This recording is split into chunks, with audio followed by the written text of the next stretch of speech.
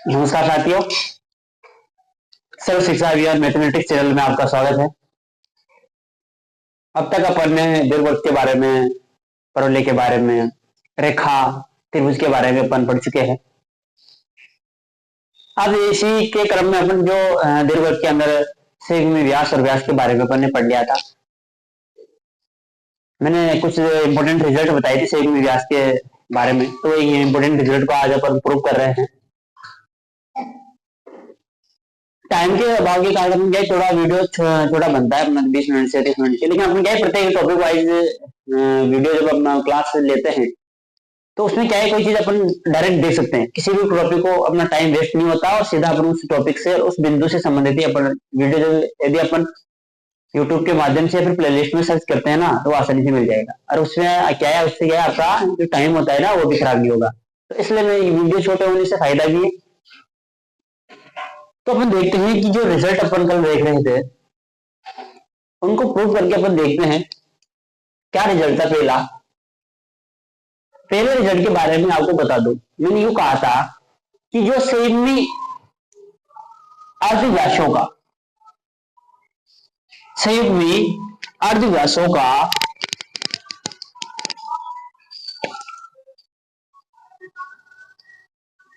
दीर्घवृत्त के लिए जो संयुग्मी अर्धव्यास होते थे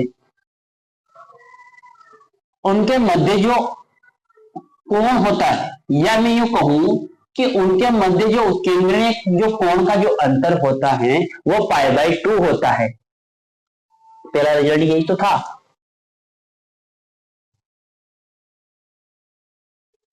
मैंने यूं कहा था कि जो संयुग्मी अर्धव्यास होते हैं उनके जो उत्केंद्रीय कोण का जो अंतर होता है वह समकोण होता है। समकोण का मतलब मैं पी का जो उत्केंद्रीय कोण मानता हूं वो थीटा मान रहा हूं, और जो मैं फाई का जो क्यू का मैं केंद्र जो कोण मान रहा हूं वो फाई है।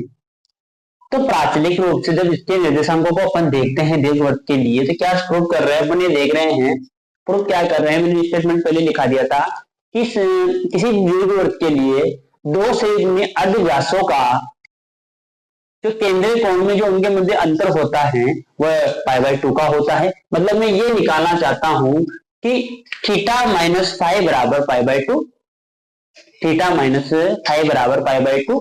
मतलब स्टेटमेंट में एक बार फिर स्टेटमेंट लिखता हूं। क्या स्टेटमेंट है? दीर्घवृत्त के संयुग्मी अर्धव्यासों के उत्केंद्र कोण का अंतर समकोण होता है।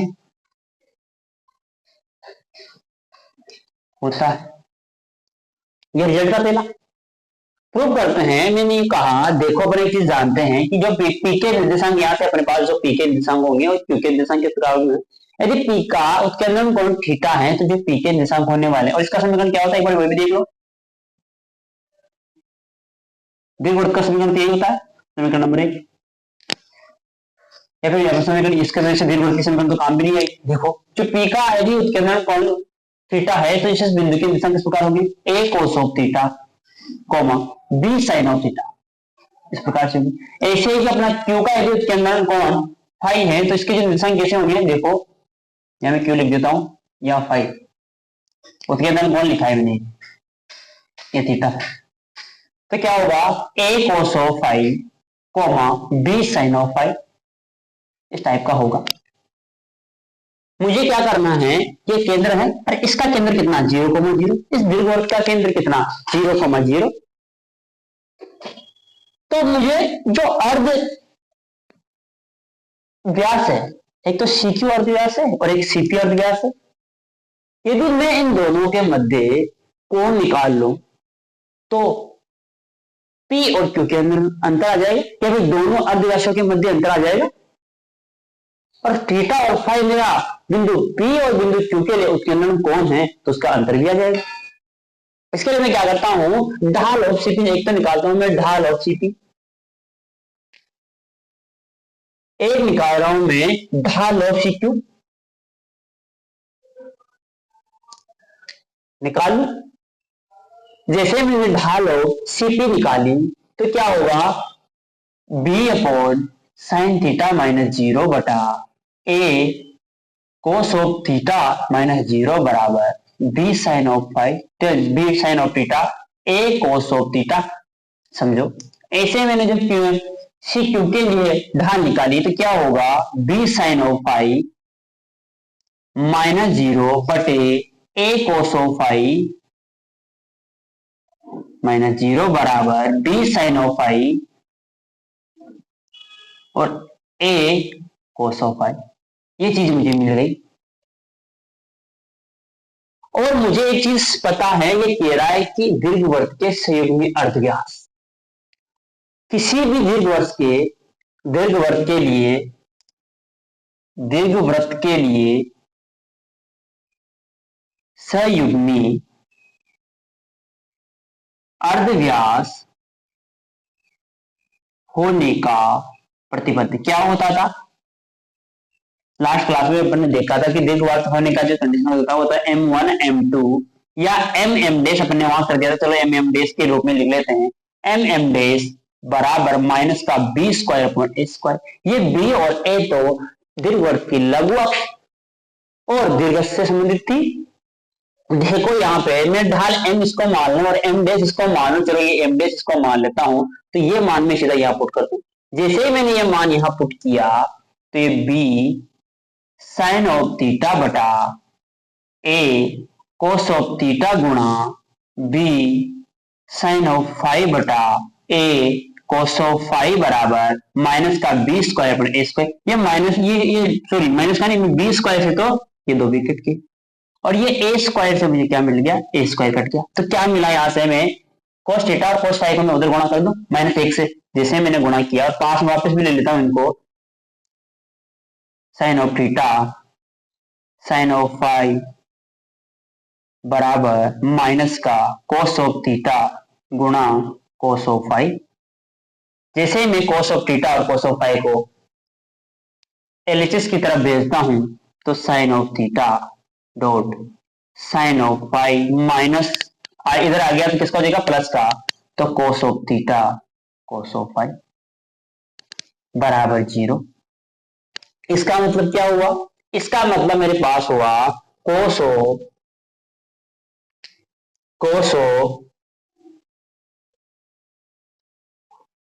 फाई माइनस थीटा बराबर 0। Cos of phi minus theta बराबर 0 ये सूत्र होता है। कोस ए माइनस बी का जो फॉर्मूला होता है वो क्या होता है, अपने पास यही तो होता है। जब मैंने इस फॉर्मूले को खोला तो फाई माइनस थीटा बराबर कोस इनवर्स 0, और कोस 0 कब होता है, 90 पे।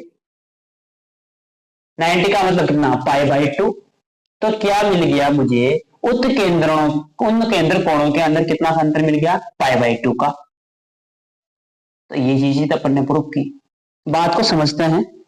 उसने अपन को हिंट दिया है इतना सा कि दो कोई संयुग्मी अर्धव्यास है, उनके उत्केंद्रण कोणों के मध्य अंतर कितना होता है। मैंने कुछ नहीं किया, मैंने उत्केंद्र कोण देखे कि पी का उत्केंद्र कोण थीटा हो सकता है और क्यू का उत्केंद्र कोण फाई हो सकता है। मैंने क्या किया, केंद्र से दोनों की ढाल निकाली और मुझे संयुग्मी व्यास होने के लिए एक संबंध मैंने प्रूव भी किया है कि M1 M2 बराबर माइनस का बी स्क्वायर अपॉन ए स्क्वायर होता है। मैंने ये संबंध मुझे संयुग्मी होने का जो प्रतिबंध ये है मेरे पास, मैंने यहाँ व्यास लिया था, वहां पे यहाँ अर्धव्यास ले रहा हूं, चाहे आप इसकी ढाल निकालो चाहे इसकी ढाल निकालो, बात बराबर। इसलिए मैंने यहाँ अर्धव्यास का नाम केवल इतना सा चेंज किया कि अर्धव्यास लिखा है यहाँ पे। चीज मैंने ये लिखी तो M1 M डैश बराबर M डैश बराबर माइनस का बी स्क्वायर अपॉन ए स्क्वायर। मैंने जैसे से M और M डैश का मान पुट कर दिया, जैसे ही मैंने मान पुट किया तो मैंने ये समीकरण मिल गई, cos theta minus cos phi minus theta बराबर 0। तो जो फाई माइनस थीटा का जो अंतर मेरे पास प्राप्त हो गया वो पाई बाई 2 प्राप्त हो गया। वैसे तो अपन इसको मेमोराइज करके याद ही रखते हैं, क्योंकि चीजें सीधी पूछी जाती है सीधी अपन से, किसी में अर्धव्यासों के मध्य कोण कितना होता है। लेकिन मैंने प्रूव करके बताइए तो आप इसको क्या थोड़ी प्रूव करने से माइंड में इमेज बन जाती है और ज्यादा देर समय तक वो चीजें याद रहती है। देखो फिर दूसरा रिजल्ट था, उसको कॉल करते हैं। दूसरा रिजल्ट कह रहा था अपन से कि दीर्घवृत्त के जो अर्धव्यासों के वर्गों का जो योग होता है ना, अर्धव्यासों के जो वर्गों का योग रहता है, मैं इन्हीं को काम तो ये लेंगे, पर वो कह रहा है दूसरा जो सवाल, दूसरा जो रिजल्ट था वो ये था कि जो दीर्घ व्यास होते हैं, दीर्घ जो सॉरी दीर्घ वर्ग के जो अर्धव्यास होते हैं उनके वर्गों का योग, मतलब यहाँ दीर्घ क्या है, अर्ध दीर्घ क्या है, एक तो सीक्यू और सीपी, मतलब ये कहा कि सीपी का स्क्वायर और सीक्यू का जो स्क्वायर होता है ना वो अचर मिलता है। एक चीज तो ये, और अचर भी क्या मिलता है, अर्ध जो दीर्घ वर्ग के अर्धांश होते हैं उनके योग के बराबर, अर्धांश मतलब लघु अक्ष का स्क्वायर, लघु अर्ध लघु अक्ष का स्क्वायर प्लस अर्ध अर्ध दीर्घ अक्ष का स्क्वायर प्लस अर्ध लघु अक्ष का स्क्वायर, ये होता है। ये चीज प्रूव करके बतानी है। समझते हैं वापस वही बात, क्या कहा उसने, दूसरा रिजल्ट जो अपने पास था वो ये था कि दीर्घ वर्ग के संयुग्म अर्धव्यासों के वर्गों का योग दीर्घ वर्ग के अर्धांशों के वर्गों के योग के बराबर होता है। एक चीज तो ये सीधा पूछ सकता है, या फिर ये कहेगा वो कि दीर्घ वर्ग के अर्ध संयुग्म व्यासों का जो वर्गों का योग होता है वो किस प्रकार का होता है, तो अचर होता है। अब अपन देखते हैं इसको प्रूव करके। मैंने सीपी और सीक्यू, सी का मतलब 0,0, तो मैं सीपी और सीक्यू का यहां से मान निकालता हूं, क्या आएगा, सीपी का स्क्वायर प्लस सीक्यू का स्क्वायर, दोनों को जोड़ के सीधा सा लिखूंगा मैं दो स्तर से, मैंने स्क्वायर कर दिया तो अंडर रूट तो इसे भी नहीं आएगा, तो क्या हो गया, यहां से मैंने सीपी का निकाला तो क्या होगा, a cos of theta minus 0 का whole square plus b sine of theta minus 0 का होल स्क्वायर, ये आ गया सीपी की दूरी, plus a cos of 5 minus 0 का whole square plus B sine 5 minus 0 का होल स्क्वायर, स्क्वायर कर लेंगे, क्या आएगा, A square cos of theta plus B square, यहां भी स्क्वायर है, sine square theta plus A square cos of 5 plus A square sine square 5। अब मैं क्या करता हूं, मुझे पता है, क्योंकि मुझे एक चीज पता है, क्या चीज पता है आपको, कि अर्ध जो संयुग्म में अर्धव्यास होते हैं उनमें जो अर्ध जो उत्केंद्र कोण होता है उनका अंतर कितना होता है, उनका जो अंतर होता है 5 माइनस थीटा बराबर क्या, क्योंकि हम जानते हैं कि 5 माइनस थीटा बराबर π/2 होता है, तो मेरे पास जो 5 है उसकी जगह क्या लिख सकता हूं, π/2 में प्लस थीटा, मैं यहां 5 की जगह π/2 प्लस थीटा जैसे ही पुट करूंगा क्या मिला, A square cos of theta plus B square sine square theta plus, जैसे ही मैंने यहाँ π/2 प्लस थीटा किया तो क्या हो जाएगा, ये चेंज हो जाएगा, और जैसे ही चेंज होगा और वर्ग हो जाएगा संयोग वर्ग में, तो चिन्ह का तो उसी कुछ, π/2 में कोस क्या होता है, π/2 प्लस में तो नेगेटिव होता है, तो वर्ग किया तो पॉजिटिव हो जाएगा, A square sine square theta plus यहाँ तो पॉजिटिव रहेगा तो A square cos square theta, A और ए को मैं कॉमन ले लेता हूं, सॉरी याद भी था, देखो ए और ए को यहां से कॉमन लिया तो क्या मिल गया, ए स्क्वायर और यहाँ क्या मिल गया, sign square theta plus cos square theta, क्योंकि क्या होता है एक प्लस ऐसे बी स्क्वायर में कॉमन होगा तो क्या आ गया, sign square theta plus cos square theta, और क्या मिला मुझे यहां से, ए स्क्वायर प्लस बी स्क्वायर, और ये क्या है, अर्धांशों के वर्गों का योग, और जो कि क्या है, एक अचर है, क्या मिला मुझे, CP square plus CQ square बराबर ए स्क्वायर प्लस बी स्क्वायर मिला, और यही मुझे चाहिए था। इस प्रकार से अपन ने दूसरा रिजल्ट क्या किया है, प्रूव किया है। क्या था कि जो दीर्घवृत्त होता है उसके संयुग्म अर्धव्यासों का वर्गों का योग अचर होता है, अचर ए स्क्वायर बी स्क्वायर के ऊपर डिपेंड, जो कि ए और बी तो नियत होता है, कांस्टेंट होता है तो अचर हो गया, और क्या अचर होता है कि अर्धांशों के वर्गों का योग दीर्घवृत्त के अर्धांशों के वर्गों का योग के बराबर होता है। तो इस प्रकार से अपन रिजल्ट हल करते हैं, और साथ में एक और रिजल्ट बताया था मैंने, साथ में एक और रिजल्ट अपन ने बताया था, एक बार आप करने की कोशिश करना इस चीज को, यू कहा था कि जो दीर्घवृत्त होता है, मैं इसको समझा देता हूँ पता। दीर्घवृत्त होता है ये इस प्रकार से दीर्घवृत्त हैं, और अपने पास इनके सेगमी जो अर्धव्यास है, सेगमी व्यास है इस प्रकार। अपने पास ये था कि जो शरीर में अर्धव्यास होते हैं उनके सिरों पर यदि मैं स्पर्श रेखाएं खींचूं, ये मैंने स्पर्श रेखाएं खींची, थोड़ा टेढ़ी बन गई,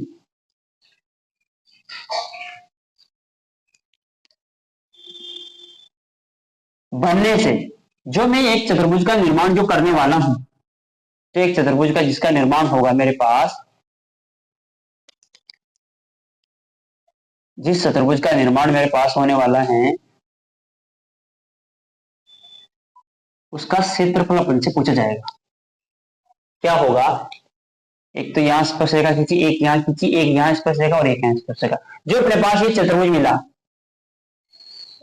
ये इसके 4 बिंदु, एक ये रहा, एक बिंदु ये रहा, एक बिंदु ये है और एक बिंदु, तो इसका जो क्षेत्रफल होता है वो क्या होता है, 2a 2b, मतलब 4ab वर्ग।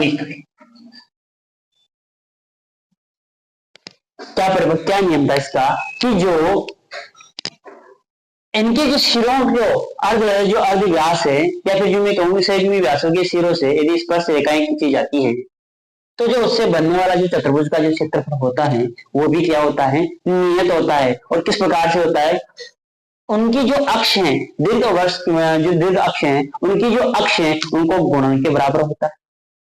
2a दीर्घ अक्ष को बताता है, 2b लघु अक्ष को बताता है, दोनों का गुणनफल तो ये होता है।